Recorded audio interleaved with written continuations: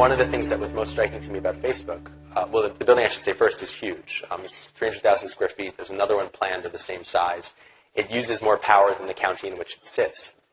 On a per-user basis, its power usage is actually quite minimal. On an efficiency basis, it's one of the most efficient data centers in the world. More importantly for me, what I was so struck by was not entirely deliberately, it became this beautiful building. So if you believe that architecture expresses ideals, this building exhibits that as well as anything else. This building exhibits that as well. Then it's striking that not through a kind of deliberate aesthetic program, but more through a sense of integrity, a sense that this is an important building. Facebook ended up with this, I think, sort of surprisingly beautiful thing. It's kind of Donald Judd sculpture of a building that monumentalizes this as a place where information is stored, and not just any information, but some of your most important information. And I was quite taken with that. On a good day, Facebook is the source of meaningful things. I should point out today, last night was one of those moments. This was a true collective space, and it was striking to me that by sort of making it beautiful, Facebook was monumentalizing that and sort of celebrating this as the place where your stuff is. But I should also say, and each one of those blue lights represents a terabyte hard drive, and it's aisles and aisles and aisles and aisles of these, with a whole other building being built, and a matched building recently finished in North Carolina, and now a third building of this, actually a larger scale in Sweden. But I was struck that even being there, even finally sort of being in this place and trying, when I tried to connect my physical and virtual worlds, even knowing that these things were stored there, that final leap was still tricky.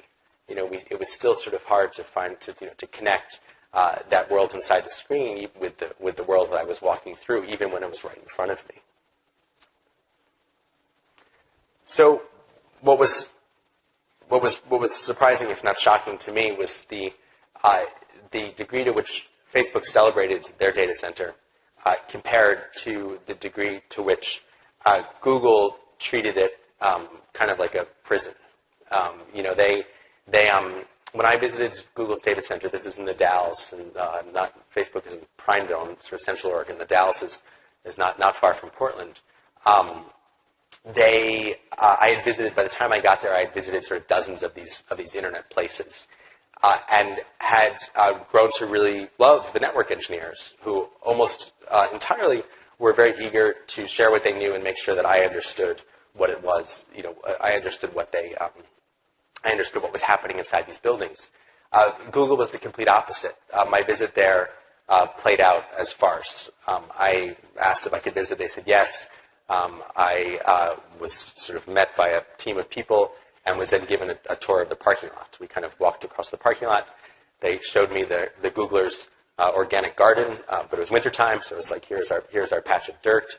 And then when I asked what went on inside these buildings, the answer was, I'm sure that's information that we have internally, but it's not something we typically share.